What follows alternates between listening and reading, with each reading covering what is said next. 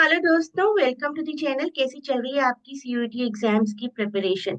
बहुत ही जल्दी आपका एग्जाम होने वाला है। अब आई होप कि बहुत अच्छी तैयारियां चल रही होंगी। और मैंने आपको बहुत सी प्लेलिस्ट्स प्रोवाइड की हैं एमएच एब्राहम्स की terms and mini one liners, mini mock tests. अब मैं आपको करवा रही हूँ एक फाइनल मॉक टेस्ट जिसका पार्ट 1 हमने कल कवर किया था। आज करें हम फर्दर 25 क्वेश्चंस। तो इनकी हेल्प से आपकी प्रिपरेशन बहुत ही अच्छी होने वाली है। ध्यान से करिएगा पूरे वीडियो को और हर चीज, हर आंसर को नोट करिएगा। बहुत काम आएगा आपके एग्जाम में फॉर श्योर। 25 मार्च को एक 2 आवर्स का सेशन होगा जहां बहुत सी इंपॉर्टेंट टर्म्स आपको कवर करवाई जाएंगी। इन द मीन वाइल आप लोग ये टेलीग्राम चैनल ज्वाइन कर लीजिए जहां पर काफ़ी रिसोर्सेज अवेलेबल हैं। ये पीडीएफ भी, इनफैक्ट जो मैं आपको क्वेश्चन पेपर करवा रही हूँ, इस क्वेश्चन पेपर की पीडीएफ भी वहाँ पर अवेलेबल है। इस चैनल को ज्वाइन करिए, लिंक मैं आपको डिस्क्रिप्शन में प्रोवाइड कर दूंगी। आप में से जो भी मेरे लाइव सेशंस को अटेंड नहीं कर पाया था due to the time constraint, उन सब ने ये पीडीएफ पैकेज ऑप्ट किया है और ये पीडीएफ पैकेज भी अपने आप में एक बहुत बड़ी प्रिपरेशन है। आप भी चाहें तो अपने इस एग्जाम के लिए, जेएमआई के लिए, आईपीयू के लिए इस पैकेज को ऑप्ट कर सकते हैं। नहीं तो 2026 की जो प्रिपरेशन कर रहे हैं वो भी इस पैकेज के लिए ऑप्ट कर सकते हैं अगर वो क्लासेस अटेंड नहीं कर सकते तो। कल हमने 25 क्वेश्चंस किए थे डिटेल में, आज भी हम फर्दर 25 एमसीक्यूज करने वाले हैं और उसके साथ जो एडिशनल इंफॉर्मेशन आपको बताई जाएगी, years and writers, authors, all the associated things, वो भी आपके एग्जाम में बहुत काम आएंगी। तो पूरे वीडियो को आपको बिल्कुल ध्यान से सुनना है, तभी आपके लिए बेनिफिशियल होगा। आप इस पूरी सीरीज को, टोटल 75 क्वेश्चंस मैं आपको करवाऊंगी, आपके एग्जाम में भी 75 क्वेश्चंस आएंगे। पूरी सीरीज को आप ध्यान से देखेंगे तो फॉर श्योर आपके कुछ मार्क्स जरूर ऐड होंगे आपके एग्जाम में, सिर्फ इन 75 क्वेश्चंस को देखकर। तो आप देखते हैं एक book, Jinnah India partition independence. किसने लिखी थी ये book? Shauna Singh Baldwin, Khushwant Singh, Shashi Tharoor और Jaswant Singh. And the right answer is Jaswant Singh. This is a 2009 book written by Jaswant Singh, जिसमें वो जिन्ना का रोल क्या था पार्टीशन में वो एनालाइज करते हैं। Question 27, tales of two cities was written by whom? I know क्या सोच रहे हैं आप, यहाँ पर चार्ल्स डिकेंस नहीं है, लेकिन चार्ल्स डिकेंस ने जो लिखा था that is a tale of two cities, not tales of two cities. This one is written by Kuldeep Nair, Tales of Two Cities, 2008 का ये वर्क है which explores the division of India and Pakistan during partition. Question 28 देखते हैं, comparative literature से related है। मैंने सभी genres को यहाँ पिक करने की कोशिश पूरी की है आपके इन 75 क्वेश्चंस में। इंडियन लिटरेचर भी, अमेरिकन लिटरेचर भी, ब्रिटिश लिटरेचर भी, कंपैरेटिव लिटरेचर भी और लिटरेरी डिवाइसेस भी, everything will be there. When one says A has influenced B on the basis of similarities between the works of two authors, तो हम क्या study करते हैं? And the correct answer is affinities. Affinities को study करते हैं हम. It refers to the similarities, parallels and connections between two works. Next question. Who among the following is the author of Brahma Sutra, the philosophy of spiritual life? Sarvapalli Radhakrishnan, Indira Gandhi, Sarojini Naidu or Dr. Rajendra Prasad, the first president of India? The correct answer is the second president of India, Sarvapalli Radhakrishnan, जिनकी याद में हम लोग teachers day भी celebrate करते हैं। 1962 से 67 तक ये प्रेसिडेंट रहे थे और इनको नाइटहुड भी मिला था और भारत रत्न भी मिला था on the basis of his merits. इनके बर्थडे को हम टीचर्स डे की तरह सेलिब्रेट करते हैं और इनकी ये जो किताब है that attracted global attention to Indian philosophy. Ancient literature को भी मैंने यहाँ पर ऐड किया है. The most important work of Dandin is what? The correct answer is Kavya Darshan, that is the right answer. Dandin का बहुत ही पॉपुलर वर्क है, बहुत पॉपुलर संस्कृत ग्रामेरियन रहे हैं Dandin. Next question, the phrase Big Brother is watching you कौन से पॉपुलर नॉवेल से लिया गया है? And the right answer is 1984। Big Brother काफी पॉपुलर कैरेक्टर है 1984 के, the novel which was published in 1949।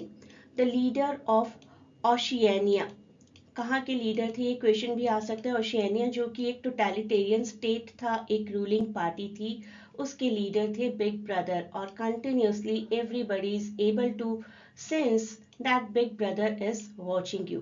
हमारा जो बिग बॉस रियलिटी शो है that is also based upon this slogan. The Great Gatsby, very popular 1925 novel by F Scott Fitzgerald, किसने narrate किया था? The correct answer is Nick Carraway. Nick Carraway काफी popular narrator रहे हैं हमारे literary history के, क्योंकि उन्होंने बहुत ही अच्छा अपना फर्स्ट हैंड एक्सपीरियंस अपने आसपास के पूरे प्लेस के बारे में, पूरे कैरेक्टर्स के बारे में हमें प्रोवाइड किया। ह्यूमन नेचर किस तरीके से वो ऑब्जर्व किया करते थे, that we came to know. 1925 the Great Gatsby, F Scott Fitzgerald. Wuthering Heights में कौन नरेटर है, that is the next question, and it is none other than Nellie Dean. For the majority of Wuthering Heights, the main narrator is Nellie Dean, जिनको एलीन भी बोला जाता है। May be आपको exam में एलीन आ जाए तो आप एलीन नाम याद रखिएगा। एलीन और लॉकवुड का एक कंबाइंड नरेशन है, अगर कंबाइंड क्वेश्चन आए तो आप लॉकवुड को भी ऐड कर दीजिए, but majorly Nelly is the narrator. अब आते हैं थोड़े से टफ क्वेश्चंस। क्रोनोलॉजिकल ऑर्डर में हमें कुछ राइटर्स को अरेंज करना है। Oscar Wilde, William Langland, Geoffrey Chaucer, John Dryden and Alexander Pope. The correct answer is B C D E A. सबसे पहले आते हैं विलियम लैंगलैंड 1332, और इसके बाद आएंगे हमारे Geoffrey Chaucer who was born in 1340, और इसके बाद John Dryden who was born in 1631, then Alexander Pope 1688, और उसके बाद ऑस्कर वाइल्ड 1854। तो आपको बहुत से राइटर्स, उनके वर्क्स के ईयर्स, उनके खुद के बर्थ और डेथ के ईयर्स, ये सब कुछ याद करना है इस आने वाले एग्जाम के लिए। One more chronological question, R K Narayan, Raja Rao, Shri Aurobindo, K S Venkataramani, Sarojini Naidu, इन सबको आपको अरेंज करना है। And here the correct answer is option 2। इस हिसाब से हमारे सबसे पहले आएंगे श्री अरबिंदो 1872, और उसके बाद आएंगी सरोजनी नायडू जी, महात्मा गांधी के पूरे 10 साल बाद पैदा हुई 1879, देन के S वेंकटरमानी 1891, are K Narayan 1906 and Raja Rao 1908। Shri Aurobindo काफी पॉपुलर योगी रहे हैं इंडिया के, और राइटर भी, स्पिरिचुअल कंट्रीब्यूशन दिया है। सरोजनी नायडू पोएट भी और पॉलिटिकल एक्टिविस्ट भी। K S Venkataramani novelist and essayist, Indian English literature में काफी कंट्रीब्यूशन है। आर के नारायण को कौन नहीं जानता for the creation of fictional town Malgudi. And Raja Rao again another prominent novelist known for Kanthapura, जिसमें उन्होंने इंडियन आइडेंटिटी, इंडियन ट्रेडिशंस को एक्सप्लोर किया। अब मैंने कुछ क्वेश्चंस क्रिएट किए कुछ इंपॉर्टेंट लाइंस के। So we beat on boards against the current, borne back ceaselessly into the past. ये लाइन कहाँ से ली गई है? The line is taken from The Great Gatsby. Narrator Nick Carraway हैं हमारे, ये हम पढ़ ही चुके हैं। हमारे जो नॉवलिस्ट है ना, बहुत अच्छे से हमें अमेरिकन ड्रीम के बारे में बताते हैं कि अमेरिकन ड्रीम क्या होता है, कि हम ऐसी चीज़ों के पीछे भागते रहते हैं जो कि हमारे हाथ नहीं आने वाली। The creatures outside looked from pig to man, and from man to pig, and from pig to man again, but already it was impossible to say which was which. And the correct answer is Animal Farm. Animal Farm में शुरू में हमें दिखाया गया ना कि animals ने revolt किया against the human being, against the exploitation of human beings, लेकिन बाद में खुद भी उन्हीं ह्यूमन बीइंग्स के जैसे बन गए सभी एनिमल्स लगभग। Next question, I got to light out for the territory ahead of the rest because Aunt Sally, she's going to adopt me and S for civilize me, and I can't stand it. I've been there before. No mistake is there. This is the same written by the writer, and it is taken from Adventures of Huckleberry Finn. Author Mark Twain gave the narrator Huck Finn a vernacular voice rather than having him use the polished English. तो normal local language use करते हुए Huckleberry Finn को दिखाया गया है। Next question, in which of the following works is the character of blind prophet Tiresias featured? Oedipus Rex is the right answer.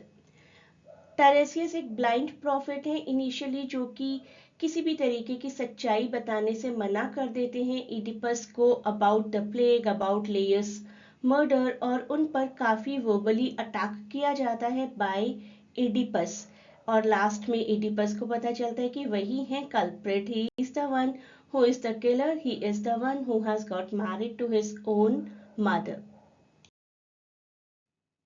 Next question, what does ad hoc mean? इस तरीके के Latin words भी आएंगे तो मैंने वो क्वेश्चंस भी include किए आपके लिए। एडहॉक का मतलब होता है when something is specially arranged for a specific purpose और स्पेसिफिक सिचुएशन। ऑप्शन बी हमारा राइट आंसर है यहाँ पर। नेक्स्ट क्वेश्चन में सब कुछ क्रोनोलॉजिकली अरेंज करना है। Preface to lyrical ballad, defence of poetry, life of Cowley, frontiers of criticism. तो शुरुआत करते हैं, सबसे पहले आएगा ऑप्शन सी, फोर्थ ऑप्शन हमारा राइट है यहाँ पर। Life of Cowley that was first published in 1779, वैसे 79 से 81 ये ईयर माना जाता है। प्रीफेस टू लिरिकल बैलेड की अगर बात करें तो दैट इज इन 1800, हम लिरिकल बैलेड नहीं कह रहे, हम प्रीफेस कह रहे हैं, ये याद रखिएगा। डिफेंस ऑफ पोइट्री ऐसे रिटन बाय पीबी शेले 1821, और पब्लिश बाद में हुआ था, 1840 में पब्लिश हुआ था, लिखा उन्होंने था पहले ही of course. And the frontiers criticism is a lecture delivered by T S Eliot 1956। Next question. What does the term ad lib refer to?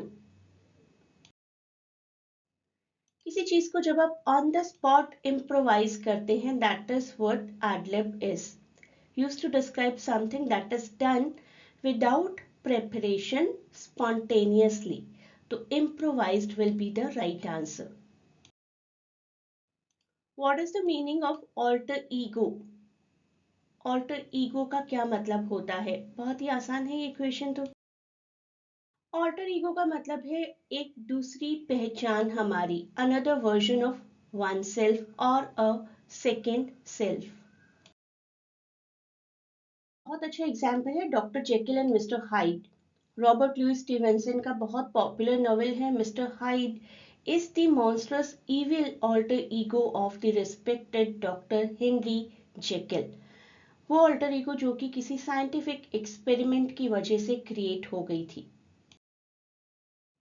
Which of the following is the meaning of bona fide? Bona fide का क्या मतलब है? And the right answer here is real, genuine, bona fide. In good faith, genuine action done in good faith. All this means bona fide.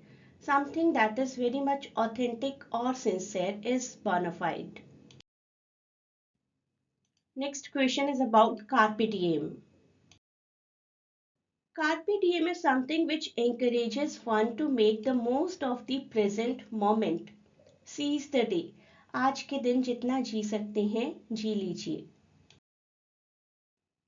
Next question is about another word caveat. Caveat का मतलब होता है एक stipulation या एक condition, warning और a specific condition to be considered by someone, that is what a caveat is.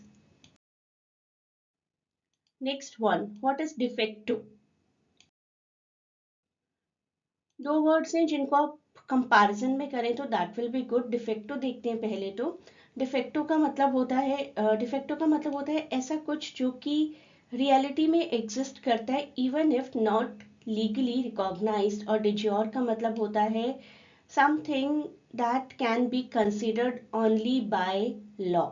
तो de facto in fact and de jure in law. Next question, what does the term prima facie mean? Prima facie एक Latin term है जिसका मतलब होता है at first glance, पहली बार देखने पर, on the surface देखने पर कोई चीज कैसी नजर आती है। ऑप्शन ए हमारा यहाँ पर राइट आंसर होगा। Often used in law to refer to evidence that is sufficient to prove a case unless contradicted by further evidence। मान लीजिए कहीं पर कोई मर्डर हुआ है, किसी के हाथ में चाकू है, एक विक्टिम है जिसका मर्डर हुआ है और एक क्रिमिनल है जिसने मर्डर किया है, उसी के हाथ में चाकू है, तो माना जाता है कि ये एक प्राइमा फेशी एविडेंस है। बाद में उसको कॉन्ट्राडिक्ट किया जाता है, जरूरी नहीं है कि जिसके हाथ में चाकू हो वही मर्डरर हो, लेकिन एज पर the first evidence the term prima facie is used. Next one more Latin term and the last question of the day. Ergo का क्या मतलब होता है? इसका मतलब होता है देफो, क्योंकि। तो देफो जैसे हम यूज करते हैं उसी तरीके से यूज किया जा सकता है, but a Latin term, it is a Latin term. I study every day, Ergo I get great grades. तो फैंसी वर्ड है, थोड़ा सा यूज किया जा सकता है, अभी बहुत ज्यादा कल्चर में नहीं है, बट यू नेवर नो कब कौन सा वर्ड बहुत फैशन में आ जाता है। मेरा ये टेलीग्राम चैनल ज़रूर ज्वाइन करिए, जहाँ पर मैं बहुत रेगुलर आपको कुछ कुछ इंपॉर्टेंट इन्फॉर्मेशंस प्रोवाइड करती रहती हूँ। जो पेपर हम कवर कर रहे हैं उसकी पीडीएफ भी आपको मिल जाएगी। Join this channel, the link in description. 2026 के लिए मेरे एडमिशन्स चल रहे हैं। 2026 सीयूईटी अगर आप ज्वाइन करना चाहते हैं या फिर जेएमआई आईपीयू के लिए भी अभी भी क्लासेस ज्वाइन करना चाहते हैं तो that is a possible thing. UGC net के मेरे batches through out the years चलते हैं, आप इनको भी ज्वाइन कर सकते हैं। दो लिंक्स है कॉन्टैक्ट करने के लिए, एक व्हाट्सएप और एक Telegram. Good luck for your exams and please do not forget to share and subscribe the channel. आज के कंसेप्ट से रिलेटेड कोई भी अगर आपको ट्रबल है तो आप कमेंट में पूछ सकते हैं। अगेन आस्किंग यू चैनल को सब्सक्राइब करना ना भूलें।